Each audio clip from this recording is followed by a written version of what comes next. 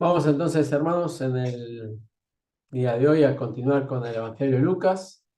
Vamos a leer y meditar en el capítulo 14 y también vamos a ir haciéndolo sección por sección para poder ver lo que el Señor puede enseñarnos, quiere enseñarnos el día de hoy a través de esta porción de la Escritura.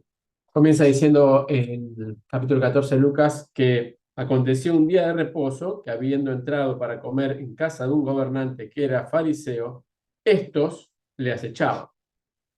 Y aquí estaba delante de él un hombre hidrópico. Entonces Jesús habló a los intérpretes de la ley y a los fariseos diciendo, ¿es lícito sanar en el día de reposo? Mas ellos callaron. Y él, tomándole, le sanó y le despidió. Y dirigiéndose a ellos, dijo, ¿quién de vosotros, si su asno o su buey cae en algún pozo, no lo sacará inmediatamente, aunque sea en día de reposo? Y no podían replicar a estas cosas. Es en el Evangelio de Lucas donde encontramos 4 de estos milagros de parte del Señor en el día de reposo. El primero que encontramos fue el hecho en el capítulo 4 de la curación de la suegra de Pedro. Después encontramos, ya habíamos visto también el hombre de brazo seco en el capítulo 6. Vimos la vez anterior, en el capítulo 13, la mujer doblada. Y en este tenemos este hombre hidrópico. De todos los casos que hay en los evangelios, hay 7 que el Señor tenemos estos milagros en día de reposo donde generaba estas situaciones de tensión, como vemos aquí. En este caso vamos a ver algunos detalles particulares que las palabras nos comparten. Los otros que conocemos están en el Evangelio de Marcos, comienza el Evangelio, donde hay también lo vimos, una liberación de un hombre que estaba endemoniado en una sinagoga, y los conocidos del Evangelio de Juan, del paralítico que Bethesda y del ciego de nacimiento, el capítulo 5 y el capítulo 19.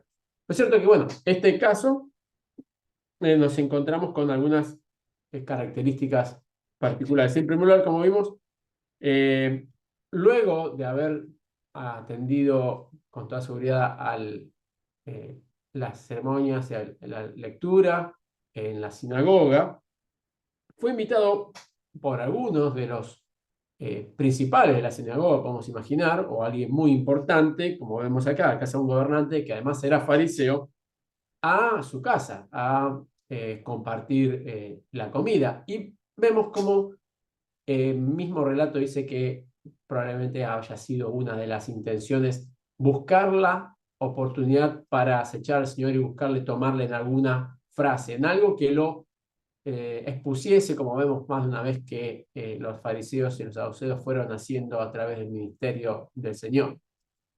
El Señor, aunque sabía que estaba yendo a un lugar hostil, al Señor nada se le escapa y todo lo conocía, sin embargo, él fue. Y sin duda era porque él tenía 2 cosas para hacer. En primer lugar, librar a esta persona de esta enfermedad, en realidad este es un síntoma de una enfermedad. Una persona hidrópica es una persona que hace una retención muy importante de líquido, que generalmente está asociada, sabemos hoy, por la medicina, a otra enfermedad. Ese es simplemente un aspecto externo de algo que está ocurriendo en el interior de la persona, desconocido muchas veces, hasta hoy por hoy en la medicina, hasta lograr hacer los estudios. Y el Señor no solamente le cura del aspecto externo, sino que habrá obrado para que el origen de esta eh, inflamación fuese sanada. ¿Qué diferencia con lo que encontramos hoy por hoy en algunos que profesan ser muchas veces personas que hacen milagros en nombre del Señor y simplemente se fijan en lo externo, en aquellas cosas que son visibles, pero no en lo importante, lo trascendental que está en el interior? Lamentablemente, como vemos, esta tendencia es lo que muchas personas siguen, verlo en lo externo y no en lo interior, ver realmente el efecto de la palabra de Dios en las vidas y no en las personas en el aspecto de la salud física o en lo económico. Y entonces el Señor, antes de obrar este milagro, no sabemos si lo llevaron ellos, si el propio hombre, sabiendo de su situación, se acercó para ser atendido por el Señor, esperando que el Señor obrase un milagro. Es cierto que el Señor le dice, ¿es lícito sanar en el día de reposo? Y desconocemos cuánto conocían estas personas con relación a lo que había pasado apenas unos párrafos anteriores. No estamos certeros si era en la misma ciudad o en otra ciudad. Lo cierto es que ellos callaron porque no tenían qué responderle. Ellos buscaban oportunidad para tomarle una palabra, pero no tenían realmente una certeza de cómo iban a hacerlo. No podían encontrar una solución a esta incógnita, como muchas veces el Señor les planteó a algunas preguntas. Si decían que sí, se estaban contradiciendo a sí mismos, donde decían que nada podían hacer en el día de reposo, nada, ni aún trabajar, y si le decían que no, eh, que no era lícito, bueno, quedaban en evidencia como personas absolutamente insensibles a las necesidades de las demás personas. Tenían una piedad falsa, una devoción falsa a Dios, como también lo vimos en otros pasajes cuando ellos priorizaban cumplir con la ley en el aspecto ceremonial que en lo verdadero y en el espíritu de la ley, como veíamos en el diezmo de las ofrendas o reservar para Dios algo que podía ser usado para el cuidado de los padres, ¿no? Lo vimos en capítulos anteriores. Lo cierto es que evidentemente ellos callaron, no les quedó otra opción y el Señor entonces lo toma, le sana y le despide. Lo cura, pero también la imagen es de aquel que le da la tranquilidad de que la solución a su problema ha sido definitiva, como el Señor solamente podía hacer. Y ahí es cuando el Señor nuevamente no deja de tomar la iniciativa y le dice, ¿y ustedes acaso, si tuviesen un accidente con un animal suyo, mismo en algunos originales, la palabra asno puede ser interpretada también como hijo, pero aún en la situación menos comprometida, como sería un animal propio que cayese en una situación de riesgo, casi de muerte, no habrían de quebrar la ley, aunque sea en sábado. Y el Señor, como vemos, no podían contestarle en lo absoluto. Ellos sabían justamente, como mencionamos anteriormente, habían perdido el foco del objetivo del día sábado. El Señor también les había dicho que el hombre no había sido creado para el sábado, sino que el sábado había sido creado por el hombre. Y como siempre sucede, el pecado transgiversa las cosas, cambia el orden de los valores, llegando a estas situaciones. En este caso podemos decir que son muy evidentes, pero a veces no debemos olvidar que también puede pasar a nosotros en nuestra vida diaria, que nuestra naturaleza nos hace cambiar los valores. Lo vemos en el mundo, pero también no debemos estar desatentos a que nosotros también podemos estar dejando de lado el propósito de Dios para cumplir con nuestras propias expectativas o con lo que nosotros pretendemos que debería ser. Lo cierto es que, como dicen, no podían replicar a estas cosas. Y todo parece indicar que esto fue apenas llegó a esta cena, a esta comida. Porque apenas llegó, vemos cómo todos en el versículo 7, observando cómo escogían los primeros asientos a la mesa, refirió a los convidados una parábola diciéndoles, cuando fueres convidado por alguno a bodas, no te sientes en el primer lugar, no sea que otro más distinguido que tú esté convidado por él, y viniendo el que te convidó a ti y a él, te diga, da lugar a este, y entonces comiences con vergüenza a ocupar el último lugar. Mas cuando fueres convidado, ve y siéntate en el último lugar, para que cuando venga el que te convidó, te diga, amigo, sube más arriba, entonces tendrás gloria delante de los que se sientan contigo a la mesa. Porque cualquiera que se enaltece será humillado y el que se humilla será enaltecido. También dijo al que le había convidado, cuando hagas comida o cena, no llames a tus amigos, ni a tus hermanos, ni a tus parientes, ni a vecinos ricos, no sea que ellos a su vez te vuelvan a convidar y seas recompensado. Mas cuando hagas banquete, llama a los pobres, los mancos, los cojos y los ciegos, y serás bienaventurado, porque ellos no pueden recompensar, pero te será recompensado en la resurrección de los justos. Nuevamente el Señor pone en evidencia la incongruencia que había entre la vida de estos hombres y lo que ellos predicaban o se debían supuestamente poner en práctica. Porque encontramos en el pasaje del versículo 11, esa era parte de los proverbios, era algo sin duda, algo que había sido aprendido por los fariseos. Conocían las escrituras, pero lamentablemente no la ponían en práctica en sus vidas. Y es también de notar cómo el cambio entre la primera situación y la segunda. En la primera, el que se toma el atrevimiento no es reconocido por el anfitrión como una relación personal. Mientras que en el segundo sí, vemos que en el primero dice directamente, da lugar a este. Mientras que en el otro diga, amigo, sube más arriba. Lo que nos llama también a nosotros, como vemos en este pasaje, a la reflexión de la importancia que tiene saber ubicarnos en nuestras relaciones personales, en facilitarle a aquellos que son nuestros amigos, a aquellos con los cuales nos relacionamos, el trato con nosotros y con los demás. Y también en esta situación ser sabio y no caer en esta falsa humildad de ir a un lugar que nosotros juzgamos que no nos corresponde, pero lo hacemos para quedar bien. El Señor no lo estaba diciendo de un punto de vista especulativo, sino justamente diciendo de que aquel último lugar es el lugar que finalmente nosotros recibimos de gracia, habemos sido invitados generosamente por el que era el anfitrión de la boda, éramos un amigo, no éramos familiares del novio, de la familia, Él nos hace acercar más. Y también el Señor le hace notar al hombre gobernante, un importante hombre, que no siempre piense en hacer algo buscando lograr una transacción a su beneficio. Como a veces también nos pasa a nosotros. Con mucha facilidad quizás nos encontramos en esta situación de tener la oportunidad de brindarle algo a alguien que sabemos que no nos va a poder devolver el esfuerzo o el favor, y a veces lo hacemos con una cierta duda, una cierta molestia.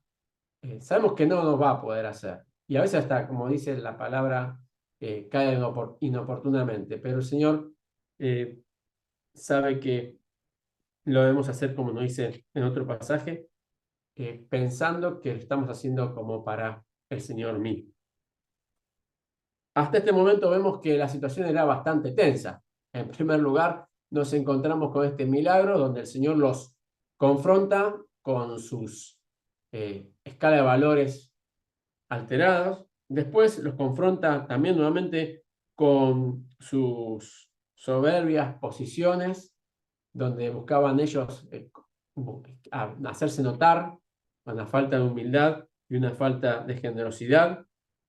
Y en este momento alguien como aparece como queriendo desviar la conversación, como diciendo, bueno, a ver si cambiamos un poco el tema, la cosa se puso un poco ríspida, y lo dice el versículo 15, oyendo esto, uno de los que estaban sentados con él a la mesa dijo, bienaventurado el que coma pan en el reino de Dios.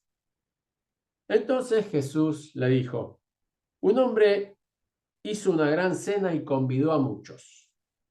Y a la hora de la cena envió a sus siervos a decir a los convidados, venid, que ya todo está preparado. Y estos a una comenzaron a excusarse. El primero dijo, he comprado una hacienda y necesito ir a verla, te ruego que me excuses. El otro dijo, he comprado 5 yuntas de bueyes y voy a probarlos, te ruego que me excuses. Y otro dijo, acabo de casarme y por tanto no puedo ir. Vuelto el siervo hizo saber estas cosas a su señor. Entonces, enojado el padre de familia, dijo a su siervo, ve pronto por las plazas y las calles de la ciudad y trae acá a los pobres, los mancos, los cojos y los ciegos. Y dijo el siervo, Señor, se ha hecho como mandaste y aún hay lugar. Dijo el Señor al siervo, ve por los caminos y por los vallados y fuérzalos a entrar para que se llene mi casa. Porque os digo que ninguno de estos hombres que fueron convidados gustará mi cena. Esta es también una parábola que el Señor hace con el claro objetivo de mostrarle a los fariseos cómo ellos habían cambiado el orden de las cosas. Esta parábola habla de justamente este hombre que convidó a muchos a una gran cena, y esta cena, que se preparaba con mucha antelación, era con mucha antelación avisados todos los invitados de cuándo y cómo debería ser este evento.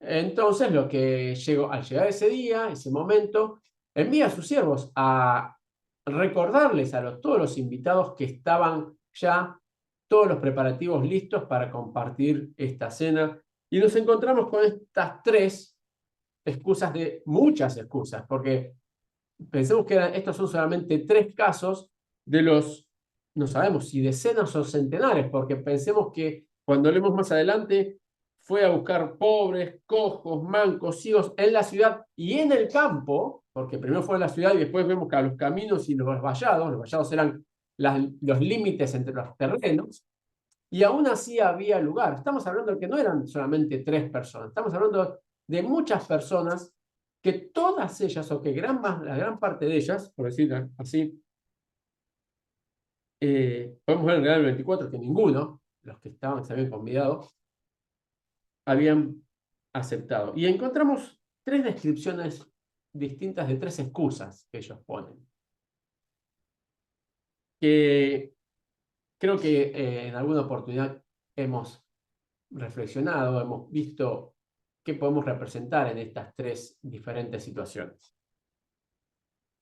En primer lugar, sabiendo que era con tanto tiempo de anticipación y tan programado, está claro que no habían tomado muy en serio la invitación, aunque realmente no tenían interés de asistir a este banquete que había sido invitado. El primero dice que compró una hacienda y necesita ir a verla.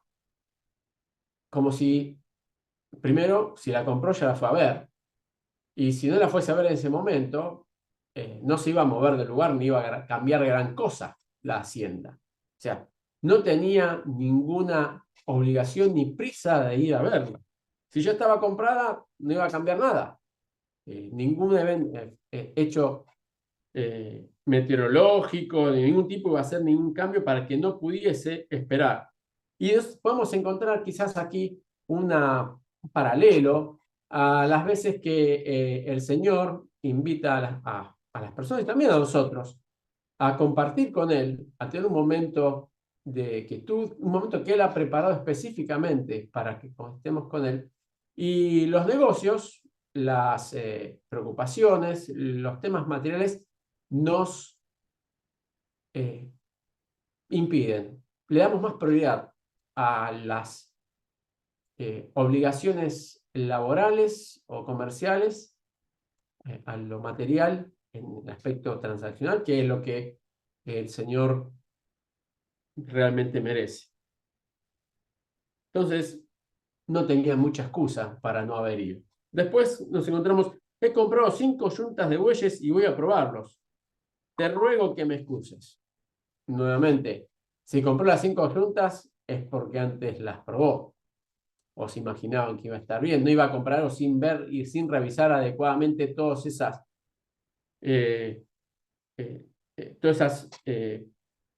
bestias que estaban allí, que la había comprado. Y de vuelta, la forma de probarlo tendría que estar arando, tendría que dedicarle un tiempo para hacer eso, y no iba a cambiar mucho la circunstancia. También acá nos vamos a encontrar con una equivalencia a aquellos intereses o hobbies que podamos tener, algo que no necesariamente algo laboral, podría haber sido algo laboral como vemos en el tema del terreno, pero también a veces eh, hay cosas que nos atraen, que no necesariamente son malas, pero que ocupan el lugar que deberían ocupar nuestra comunión con el Señor. Algún interés particular, alguna afición, eh, como dijimos, algo que está relegando la comunión con el Señor. Y finalmente, el caso del hombre que se acababa de casar y que no podía ir.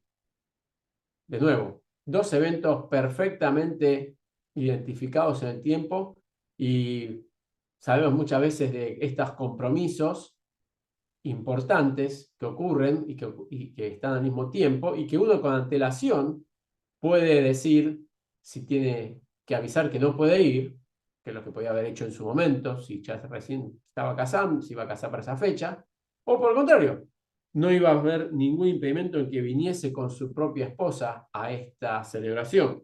Y acá también nos encontramos con esta circunstancia que a veces puede ser usada por Satanás para hacernos privilegiar algo más importante que la comunión con el Señor, como puede ser las familias, los lazos familiares, como puede ser a veces las relaciones personales. Lo cierto es que el Señor, con estas tres figuras absolutamente injustificadas, les muestra que aun cuando ellos fueron invitados y rechazaron, como vemos también que pasa después en Hechos, como ellos en forma voluntaria y expresa rechazan el Evangelio y por lo tanto el Señor a través de Pablo le dice que sacudían las ropas como una señal de rotura de la relación, producto no del mensaje, sino de la propia persona que lo recibía que no estaba interesada en recibirlo. Y así fue como aquellos que parecían indignos, aquellos que parecían los menos apropiados para esta gran celebración, son invitados para mostrar justamente la generosidad y el desprendimiento de esta persona que había preparado, como vemos, una gran cena. Había visto una gran preocupación y preparación.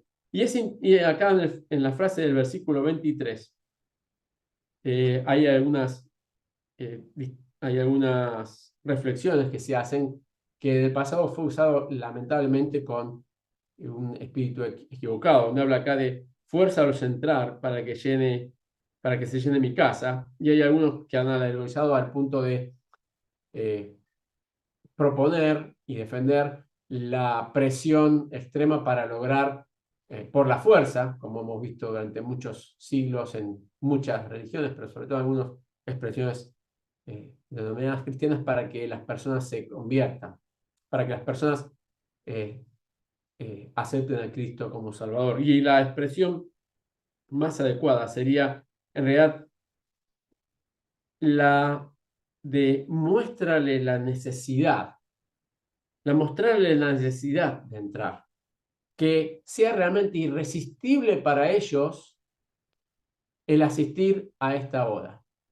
Y es sin duda para nosotros una tremenda responsabilidad y desafío este mandamiento. Al nosotros mismos haber sido beneficiados con el perdón de nuestros pecados por la obra de Cristo en la cruz, poder llevar el mensaje a los demás para que sea predicado de una manera que realmente las personas se sientan atraídas, se sientan irresistiblemente atraídas a la palabra.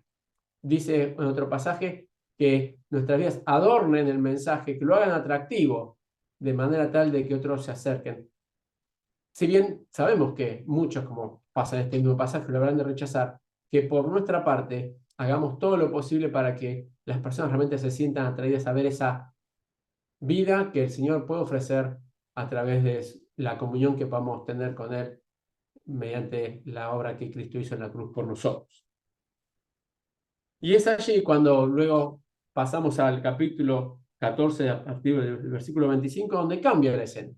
Termina esta reunión, esta cena que hubo allí en ese encuentro con el Señor, los fariseos, donde el Señor les muestra su falta de perspectiva, su egoísmo, su soberbia, también el desprecio que ellos tenían hacia la palabra, hacia la invitación del Señor, y finalmente vemos como grandes multitudes iban con él y volviéndose les dijo: si alguno viene a mí y no aborrece a su padre y madre y mujer e hijos y hermanas y hermanos y hermanas y aún también su propia vida, no puede ser mi discípulo. El que no lleva su cruz y viene en pos de mí no puede ser mi discípulo.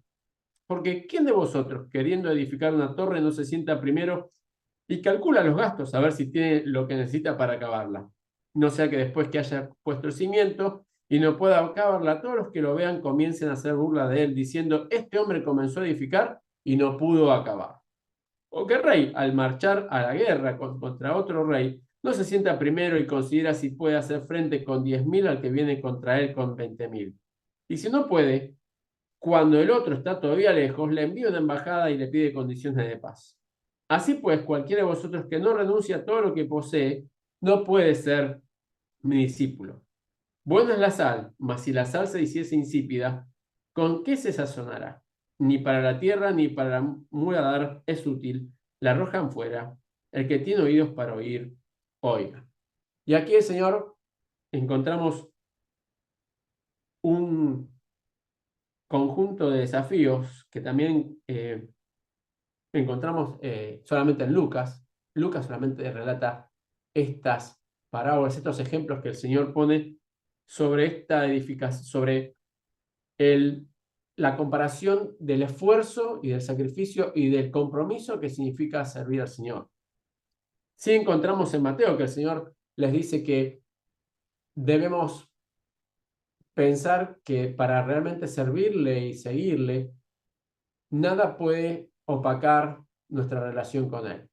Este aborrecer, como sabemos muy bien, no habla de un rechazo ni un desprecio, sino en el poner en un segundo lugar, en dejar fuera de discusión cuál va a ser nuestra preferencia, en que todo el mundo y nosotros en primer lugar tengamos claro cuál va a ser la prioridad en nuestras relaciones personales, si el Señor o nuestra familia, y que eso sin duda va a significar una marca, va a significar, como vemos aquí, sabemos que la cruz, aquellos que la transportaban eran los que iban a ser condenados a la muerte en ella, y por lo tanto eran señalados como los abandonados por la sociedad, los que habían decidido transgredir las leyes de la sociedad y dejar ir en contra de ella. Y en cierta manera eso es lo que va a pasar con los hijos de Dios.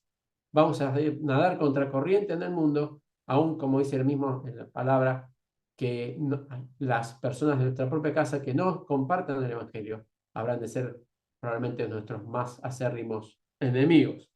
Y en comparación, el Señor les muestra estos dos ejemplos de analizar las consecuencias de la decisión que el Señor les propone. En primer lugar, bueno, ustedes tienen que construir una torre.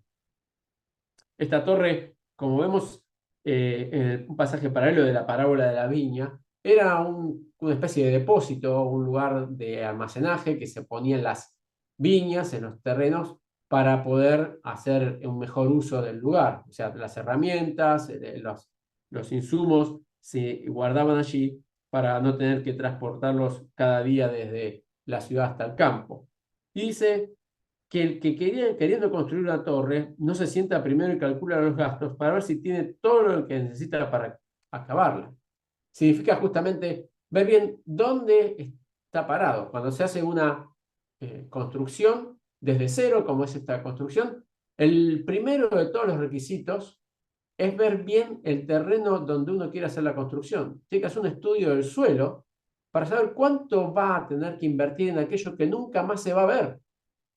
El cimiento es la parte de la construcción básica, vaya la redundancia, justamente porque es la base, donde la correcta estimación hace que la propiedad se sustente o no. Cuanto más dificultoso es el terreno, en el desafío de su composición, más tiempo, más costos va a llevar, ya sea porque necesita más soporte o porque más duro va a ser el terreno para poder afianzar esas bases. Entonces, lo primero tiene que ver, conocer bien qué es donde va a trabajar la persona. Y luego también saber muy bien cuánto va a querer construir. Sabemos que muchas veces nos pasa cuando hemos comenzado a hacer una edificación, que con el tiempo vamos agregando, o vamos cambiando, o vamos viendo que las cosas no son como nosotros pensamos, y no es rara la ocasión de que en realidad lo que pensábamos hacer ahora nos va a salir más de lo que deberíamos, de lo que pensábamos que nos iba a costar. Es en este caso también un ejemplo, una similitud con nuestra vida espiritual. Con mucha facilidad pensamos que las cosas van a salir en forma automática, o nos pensamos que de una manera van a ocurrir los hechos y el Señor siempre va a estar a nuestro lado y nunca vamos a tener problemas y no va a haber dificultades, y sin embargo sabemos que no es así, ya sea por las pruebas en nuestra propia vida, las dificultades en el trabajo, en la familia. Una y otra vez habremos de enfrentar situaciones que no esperábamos. Y la gran diferencia es que en lugar de dejar esa torre por la mitad, nosotros quizás dejemos de cumplir o alcanzar el objetivo que el Señor tenía para nuestras vidas y dejamos de poner el esfuerzo y la disciplina de hacer frente a las dificultades y las pruebas que el Señor pueda poner en nuestro camino, o las que mismo el Señor pueda permitir que nuestras propia carnalidad o Satanás o el mundo puedan ponernos como dificultades. Lo cierto es que debían tomarse bien en cuenta para no ser señalados como alguien que había fallado.